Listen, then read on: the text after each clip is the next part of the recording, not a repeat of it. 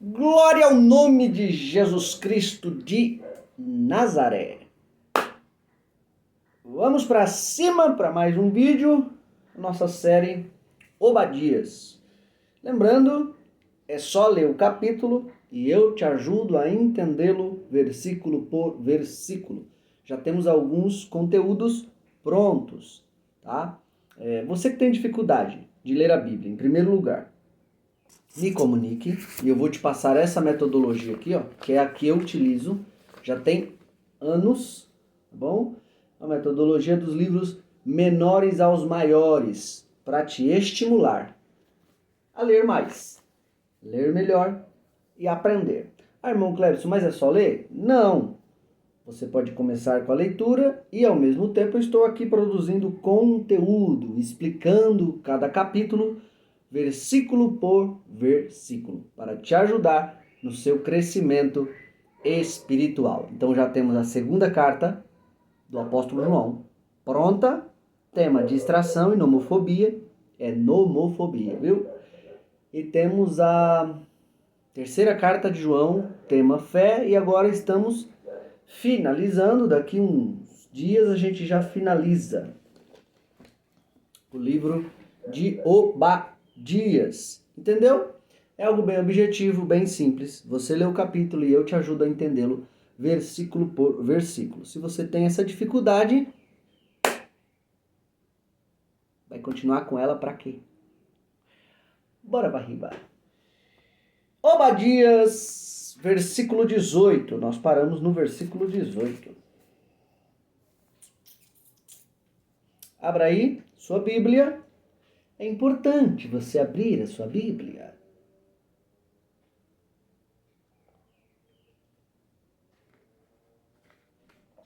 Abra ela. Obadias, versículo 18. Finalizado os recados. É isso aí. Agora, vamos para o texto.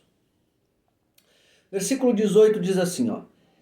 E a casa de Jacó será fogo, e a casa de José chama, e a casa de Esaú palha. E se acenderão contra eles e os consumirão. E ninguém mais restará da casa de Esaú, porque o Senhor o disse. Bora lá. No vídeo anterior, tratando ainda do versículo 18, nós tratamos a expressão: e a casa de Jacó será fogo, e a casa de José chama, e a casa de Esaú palha. Como não deu tempo de falar tudo sobre essa expressão, continuaremos hoje. Você percebeu que Jacó e José vão ser chamados de fogo e chama, e Esaú palha. Ou seja, Deus inverteu a história. Teve um momento que Esaú era o fogo, Esaú e as outras nações eram a chama, e Jacó a palha, né? Mas Deus mudou a situação, tá bom? E perceba que fogo e palha não podem andar juntos. Santidade e pecado também não. Vamos continuar. Existe uma forma que Deus tratava o pecado no Antigo Testamento e existe uma forma mais profunda, mais ampliada, que Deus ele trata o pecado no Novo Testamento. No Antigo Testamento, Deus matava o corpo, correto? Para acabar com o pecado. No Novo, Jesus nos entregou o princípio de carregar cada um a sua cruz. Que princípio é esse, irmão Cleberson? O princípio de você, todos os dias, trabalhar nos seus defeitos, trabalhar nos seus pecados. Se nós não fizermos uma viagem para dentro de nós diariamente, a nossa viagem para o céu corre risco. A salvação, ela é pela graça, com certeza. E essa graça, ela nos ajuda a vencer os nossos pecados. Então, se nós, através da graça de Deus, não lutarmos contra as nossas tendências e os nossos pecados, ou seja, viagem para dentro, a nossa viagem de ida para o céu corre um grande risco. Tome muito cuidado. E no vídeo anterior nós falamos da maior guerra já declarada, que é a guerra da nossa carne e do nosso espírito. Mostrei que os pecados estão dentro de nós. Eles precisam ser vencidos. Mateus 15:19 mostra isso, tá? Que os pecados estão dentro de nós. Gálatas 5, do 14 ao 26, mostra que todos aqueles pecados estão dentro de nós. A única diferença é que uns têm tendência mais para algumas coisas, outros têm tendências mais para outras coisas. Mas todos estão aí. Então cabe a nós lutarmos diariamente. Fazermos essa viagem para dentro, para que a nossa viagem para o céu não corra o risco. Amém? Começamos então a mensagem de hoje.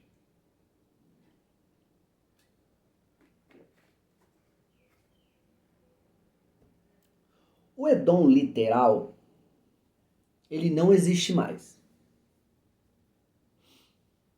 Porém, o Edom espiritual continua existindo. De novo, tá? Eu já bati nessa tecla muitas vezes, aqui trabalhando o livro de Obadias, justamente porque o livro também bate nessa tecla várias vezes. A destruição total de Edom. Então, Edom, literal, descendência de Esaú, os edomitas, não existe mais. Porém, o Edom espiritual continua existindo. O Edom aqui que queria acabar com o povo de Deus, literalmente falando, não existe mais. Mas o Edom espiritual que continua querendo acabar com o povo de Deus e levar o máximo de pessoas para o inferno, para onde ele vai, continua existindo. Vamos ver quem é esse? Efésios, capítulo 6, versículo 11 e 12. Olha só. Revesti-vos de toda a armadura de Deus, para que possais estar firmes contra as astutas ciladas do diabo. 12. Porque não temos que lutar contra carne e sangue. Em uma outra tradução, para ficar ainda mais simples e claro, nós não temos que lutar contra seres humanos. É isso que o texto está querendo dizer. E uma coisa que eu quero que você entenda aqui, quando Paulo ele fala dessa armadura, primeiro que ele está olhando para um soldado romano. Não é à toa que você, discorrendo o texto, você vai ver que ele fala...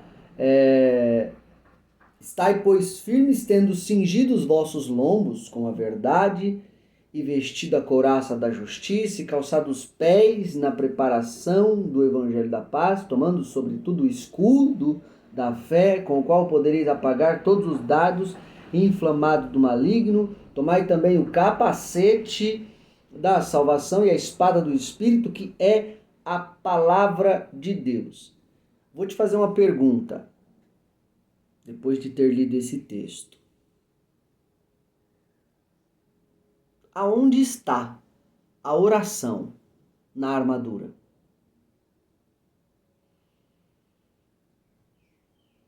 Repare bem.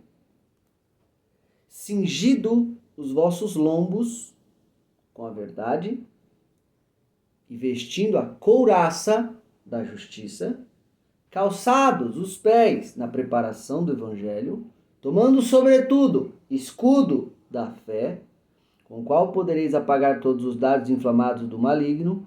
Tomai também o capacete da salvação e a espada do Espírito, que é a palavra de Deus.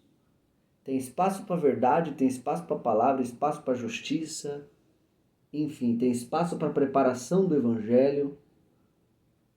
Pergunta que eu lhe faço é: onde está a oração? A resposta está no versículo a seguir, no 18. Orando em todo tempo, com toda oração e súplica no Espírito, e vigiando nisto, com toda perseverança e súplica por todos os santos. Você sabe por que na armadura não tem nenhum utensílio que representa a oração? É justamente porque a oração é o que sustenta toda a armadura. Já pega essa dica.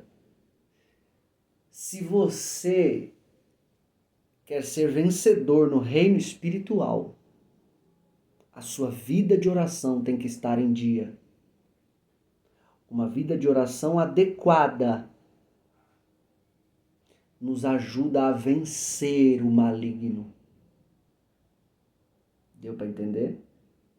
Eu estou falando aqui que o Edom literal não existe mais, mas o Edom espiritual, ele continua existindo e ele está lutando todo santo dia para te afastar de Deus e te enfraquecer.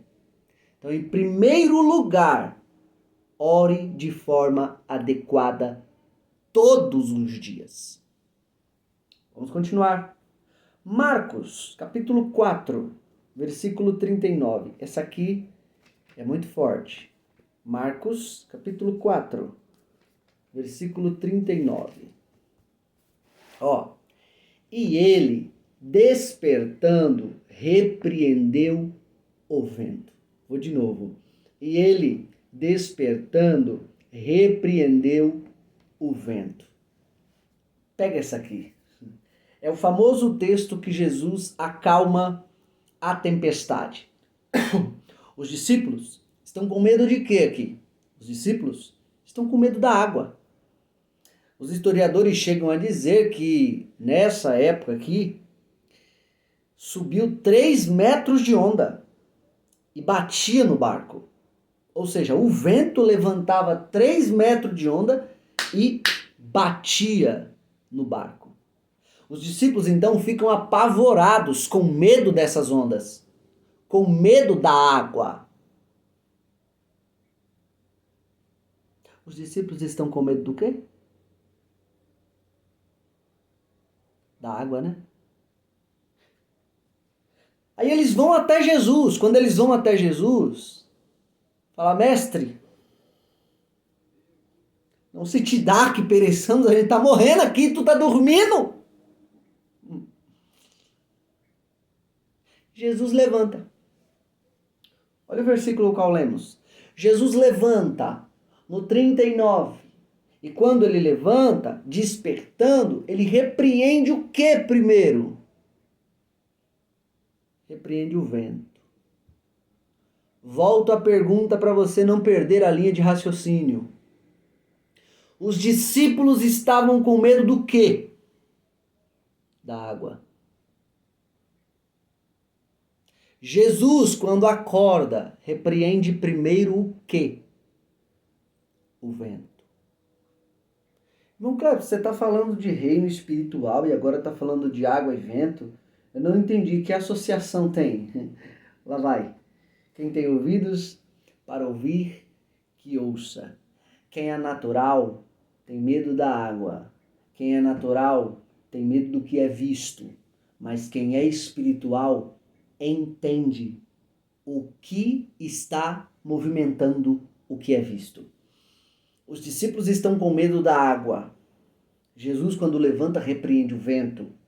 Porque é o vento que está balançando a água. Então, quem é natural está com medo da onda. Mas quem é espiritual sabe que quem está por trás da onda é o vento. E aí Jesus, quando levanta, repreende o vento. Por quê? Se eu conseguir acalmar o vento, a água também acalma. Se eu conseguir parar o vento, a água também para. Ai, meu Deus. Recebe isso aqui? Sabe essa pessoa que está te perseguindo, esses momentos difíceis que você está passando, que você está com medo da situação, você está preocupado com a pessoa, você está preocupado com o que você está vendo, com o que você está vivendo. Deixa eu lhe dizer, tem um vento por trás balançando essa pessoa. Tem um vento por trás balançando essas águas. Assim te diz o teu Senhor. Até quando você vai ser tão natural ao ponto de não perceber que o reino espiritual movimenta o visual? O reino espiritual movimenta o natural. Aprenda a se relacionar com o reino espiritual. Recebe. E eu te darei o controle das coisas naturais. Ô glória! Ô glória! Olha que mensagem linda Jesus está dando ao seu coração. Ele está lhe dando uma chave. Ó, aprenda a se relacionar com as coisas espirituais. E eu vou te dar o controle de muitas coisas naturais. Você sabe por quê que você está com medo da onda? É porque ainda não aprendeu a se relacionar com o vento. Você sabe por que você está com medo daquilo que você está vendo? É porque você ainda não aprendeu a se relacionar com o invisível. Buscai em primeiro lugar o reino dos céus. Em primeiro lugar o reino dos céus. Que você aprenda nesse dia a se relacionar com o vento. E tem muita onda na sua vida que vai ter que calar a boca. Porque Jesus vai te dar o controle da situação. Tem glória aí? Tem glória aí? Glória!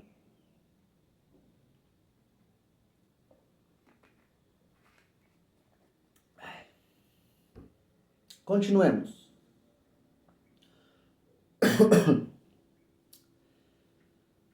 Fogo e palha.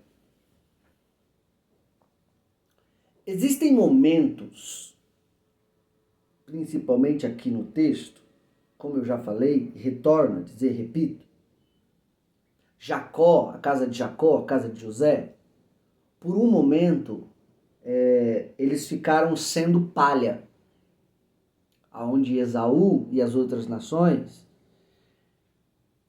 eram a chama, eram o fogo. Então a casa de Jacó e a casa de José estavam sendo consumidas. Só que, como eu disse, Deus ele reverteu a situação. E tem algo que a gente tem que aprender aqui. Se você é acostumada a sempre correr de problemas, sempre correr do que tem que ser resolvido, lamento lhe informar, você é a palha. O problema está te consumindo, Porque não adianta, às vezes, você apenas correr dele. Ele está aqui. Eu não estou falando daqueles problemas bobos que dá para ser relevado. Eu estou falando de problemas que você sabe que tem que resolver. Sabe que tem que enfrentar. Deu para entender? Então, se você sempre corre desse tipo de problema, você é a palha. O problema é o fogo.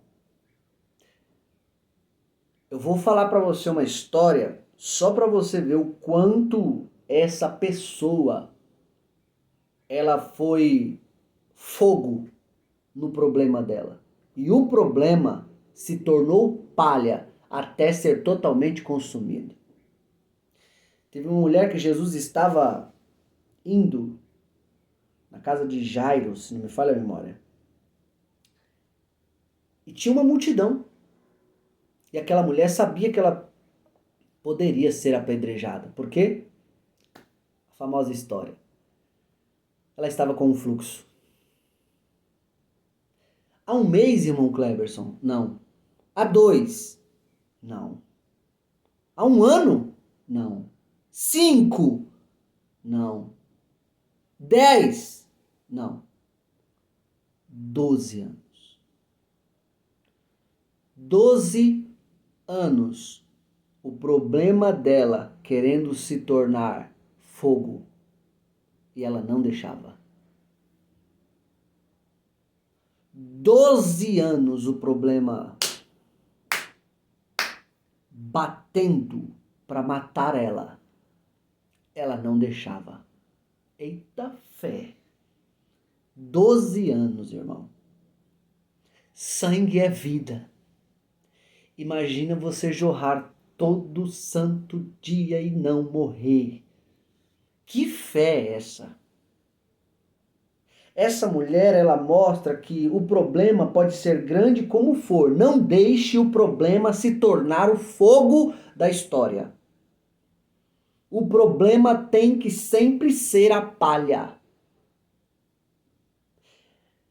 Uma das coisas que eu aprendo com essa mulher é a ser um verdadeiro pregador da palavra de Deus.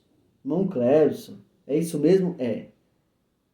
Antes de pregar para os outros, eu tenho que aprender a pregar para mim. Ser o primeiro ouvinte da mensagem que Deus me entrega. Observe no texto que essa mulher, quando avista Jesus, ela mostra ali no texto que ela falava há muito tempo.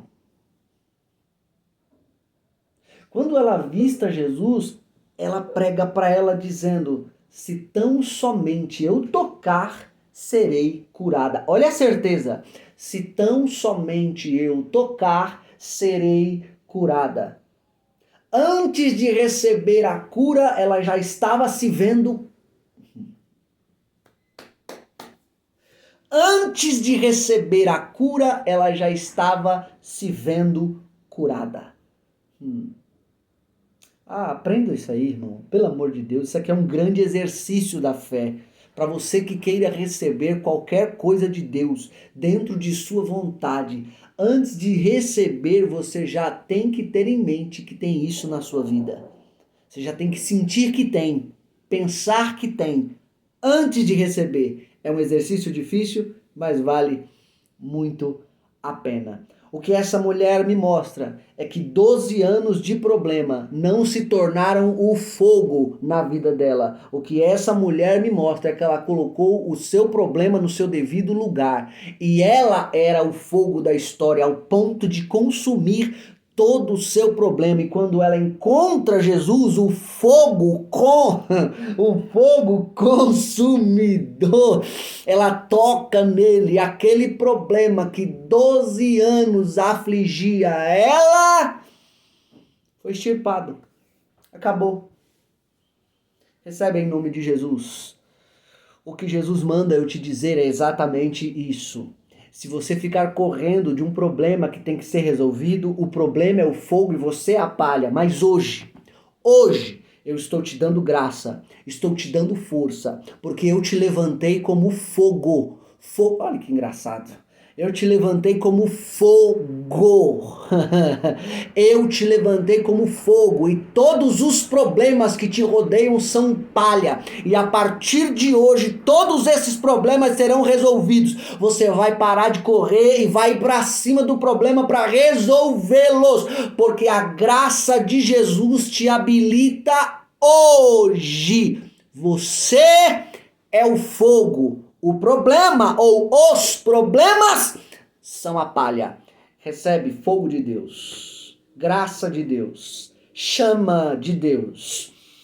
Receba na sua vida a graça do fogo consumidor. Você é o fogo. Você é o fogo. Eu vou repetir. Você é o fogo. O problema é a palha. O problema que tem que ser consumido.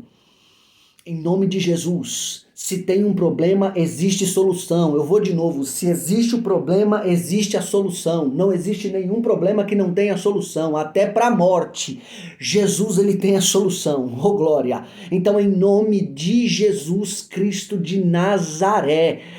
Entenda isso, entenda isso. Jesus está te tirando de uma zona apenas de defesa, uma zona apenas que você é uma buchinha, que você consome tudo, que você pega para si tudo e vive sofrendo, vive atribulado, vive atribulada, vive perturbada. Não, hoje Jesus tira essas amarras e ele está dizendo: eu te chamei para fluir, eu te chamei para incendiar. Você é o fogo, você é o fogo, queima. Incendeia, incendeia, incendeia, incendeia.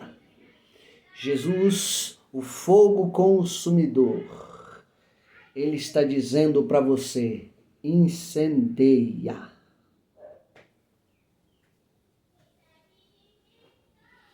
Quando o problema é maior que a sua fé, você é a palha. E seu problema é o fogo. Mas quando sua fé é maior, todos os problemas se tornam palha. Vamos encerrar? Versículo 18.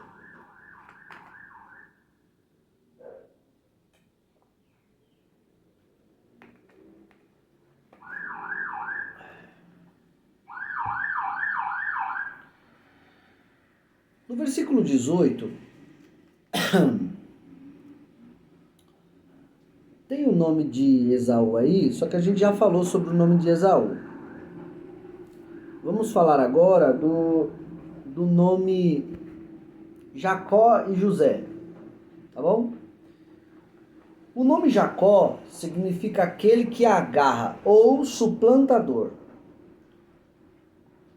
O nome José significa Deus acrescenta ou aumenta. Fechou? Então pega, ó. O que é que significa Jacó? Já esqueceu? Jacó significa aquele que agarra ou suplantador. O que é que significa José? Deus acrescenta ou aumenta. Uma das coisas que a gente aprende com esses dois nomes, e é uma aplicação para a vida, para o resto da sua vida. Se Jacó significa aquele que agarra e ao mesmo tempo suplantador, aquele que suplanta qualquer coisa, problema, pessoa. E José significa Deus acrescenta ou aumenta. Observe. Na área que você mais se agarra, é aonde Deus faz aumentar. Vou de novo. Jacó, aquele que agarra. José, Deus acrescenta ou aumenta. A união desses dois nomes é Deus dizendo para você: na área que você mostra para mim onde está agarrado, agarrada, é onde eu faço você suplantar. É onde eu faço você aumentar. Para encerrar o vídeo, eu termino com uma pergunta. No seu dia a dia, onde você está mais se agarrando? Aonde você está mais apegado? No seu dia a dia, tirando suas horas de trabalho, onde você gasta mais seu tempo? Deus, ele não é injusto. Ele é muito justo. E na onde você mais se agarra, é onde ele faz você crescer. É onde ele te dá habilidade. Que em nome de Jesus hoje, você veja onde você está colocando o seu Jacó. Porque onde você coloca seu Jacó, Deus te recompensa com o José. O que significa? Vou repetir, né? Você já sabe, eu já falei aqui. Guarde isso. E não adianta reclamar com Deus depois. Aonde você coloca o seu Jacó, Deus te recompensa com José. Que em nome de Jesus, que a partir de hoje, você escolha bem aonde você coloca o seu tempo. Você escolha bem aonde você coloca o seu Jacó. Deus, ele é tão justo, que aonde você colocar o seu Jacó, a sua semente, aonde você se agarra, ele vai te dar o José, a colheita. Recebe a palavra de Deus e reflita. Bora pra cima. Seja fonte. Reserve um tempo com Deus no seu dia. Lembre-se, é só ler o capítulo e eu te ajudo a entendê-lo, versículo por versículo. Sorriso de crente e Deus lhe bendiga.